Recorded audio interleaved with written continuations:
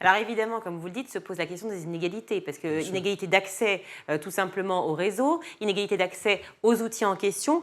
Bruno De Vauchel, c'est quand même un spectre extrêmement large. Comment combattre ces inégalités tout en se disant que l'innovation permet justement d'arriver à l'égalité de l'apprentissage?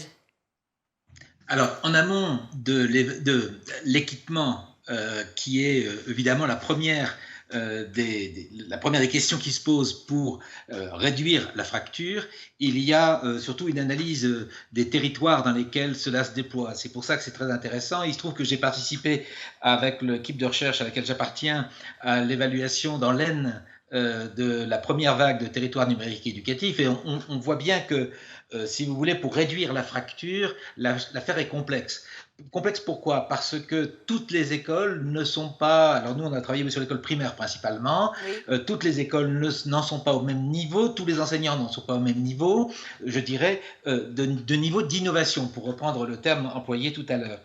En fait, l'idée, si vous voulez, c'est d'agir sur plusieurs leviers en même temps. Le levier évidemment de l'équipement, le levier de la formation, c'est clair, le levier des ressources, c'est clair aussi, et aussi le levier des familles. Parce qu'une des questions qui s'est posée lors du confinement, ça a été bien sûr les conditions de vie des familles.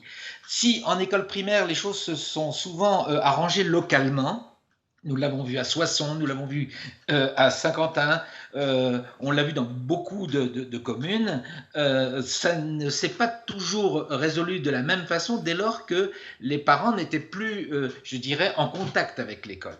Dans les collèges en particulier, ça a posé d'autres problèmes qu'on a pu constater, comme dans les lycées, qui est qu'effectivement, il y a des très grandes disparités territoriales et il y a aussi une réalité d'une fracture qui a été peu évoquée avant le confinement, qui est, je dirais, la fracture pédagogique, c'est-à-dire le fait que des parents ont des difficultés à accompagner la scolarité de leurs enfants, tout simplement. Et donc, ils ne sont pas au courant, ils ont du mal à comprendre. Et donc, indépendamment du numérique, c'est aussi le problème que pose, je dirais, le numérique à la maison. C'est que, tout comme la classe inversée d'ailleurs, c'est que à la maison, accompagner ses enfants n'est pas toujours aussi simple qu'on le pense.